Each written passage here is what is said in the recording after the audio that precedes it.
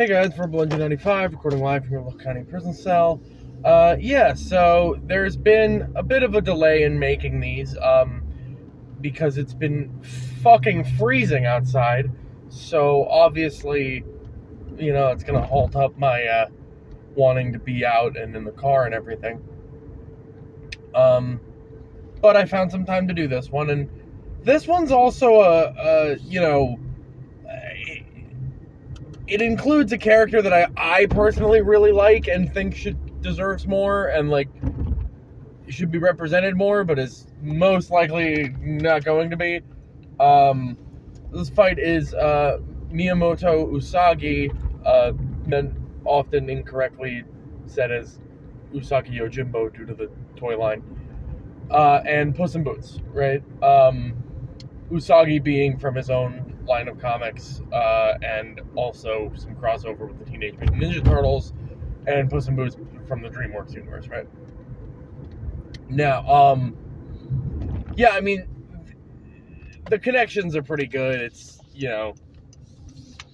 these swordsmen, anthropomorphic swordsmen, these kind of lone wolf kind of characters, Usagi being a Ronin, Puss in Boots being a bounty hunter. In fact, the word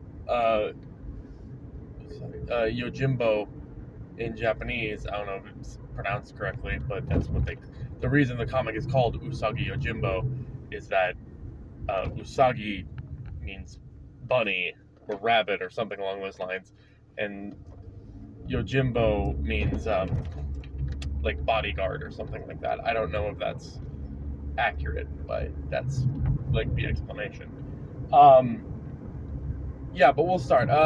So Miyamoto Usagi, named and styled after the famous Miyamoto Musashi, being the famous Ronin swordsman of Japanese legend. Has a very similar background. Where during the Edo period, and by the way, my history as well as my history is not so much better than my Japanese, so forgive me if I do get some details about this wrong.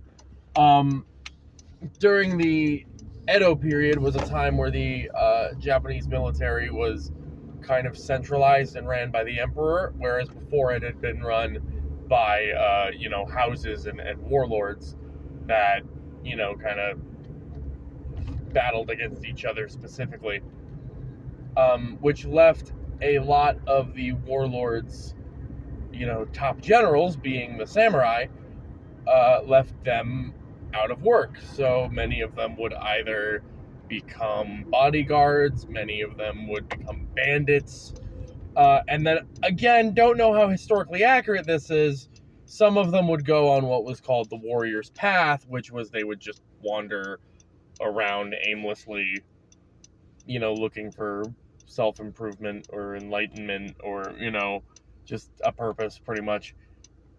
And that was that as well as the bodyguard a little bit, was the path of Usagi, because Usagi had a lord that he had served as a samurai, and then when his house fell, he decapitated, his lord was killed, and he decapitated his lord so that his enemy couldn't take their head, which is the, tradition, which is a Bushido tradition. So they can't, desecrate your grave or claim a victory over you. And that left him as a Ronin or Ronin or however it's pronounced. And, this led to many different, encounters. He's had a lot of friends along the way, other bodyguards, kind of sumo adjacent guys, konoichis. It's a lot like Kenshin, funny enough. It's a lot like Kenshin Aurora. And that is because Usagi is very good at what he does. He is not only, an expert at the Bojutsu, being the Japanese swordsmanship. He's also, very proficient in. As a samurai, you're expected to be proficient in pretty much all Japanese forms of combat, both strategic and physical. So he's, likely versed in judo, jujitsu, things that would have been developed along along the Edo period, due to the samurai, or before the Edo period rather. And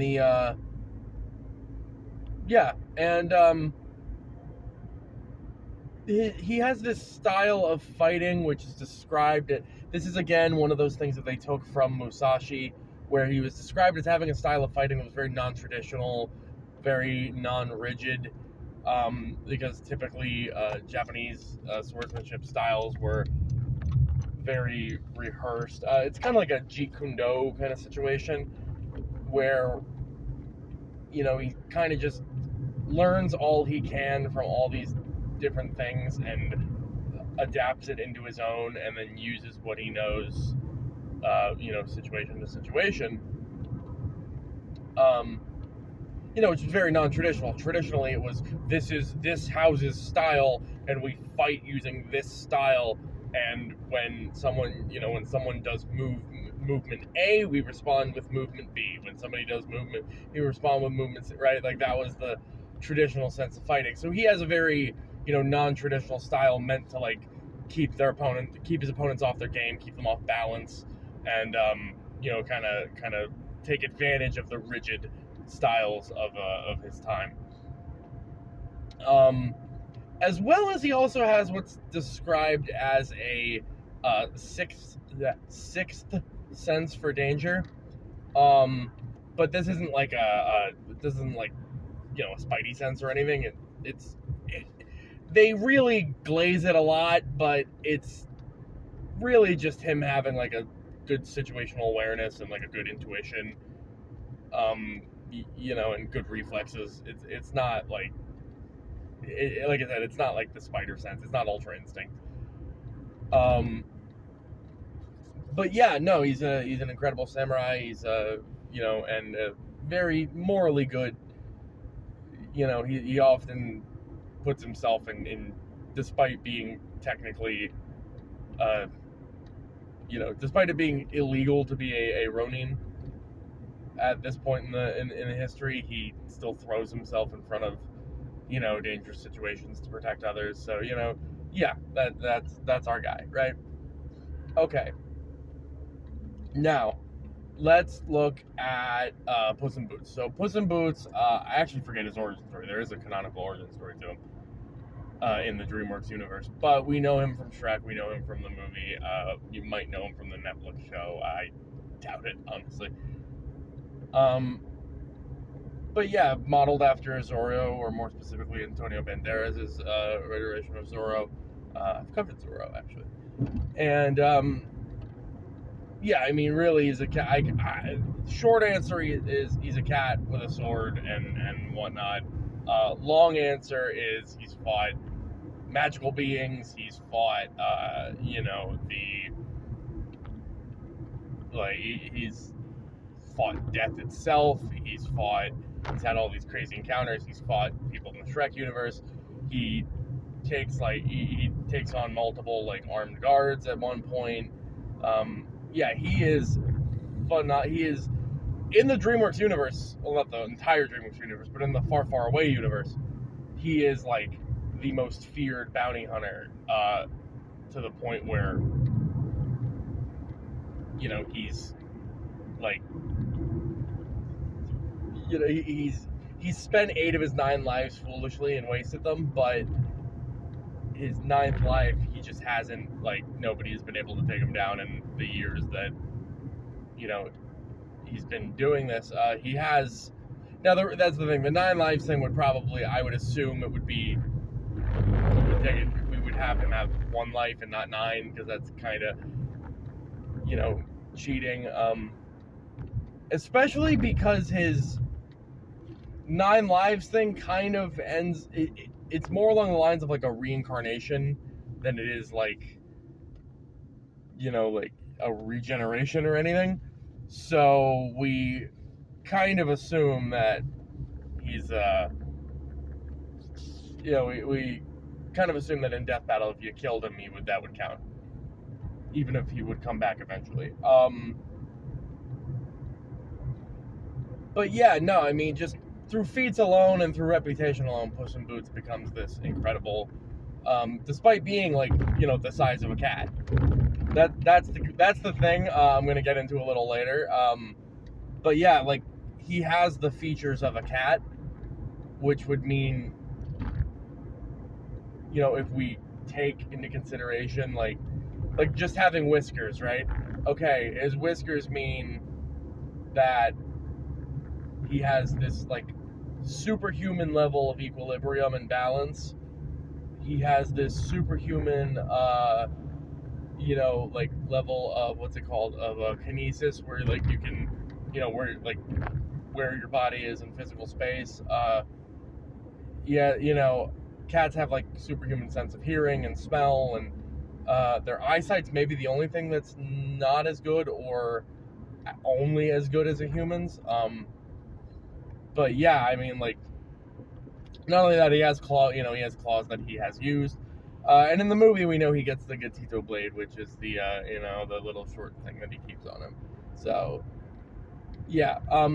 Getting into this fight, I mean, first I want to say katana versus rapier, even though it's a very small rapier, I'm not enough of a swordsmith to be like, you know, oh, well, despite Usagi clearly having a superior weapon, I don't know that that's the case. I'm going to say that it chalks down to, you know, better fighter here.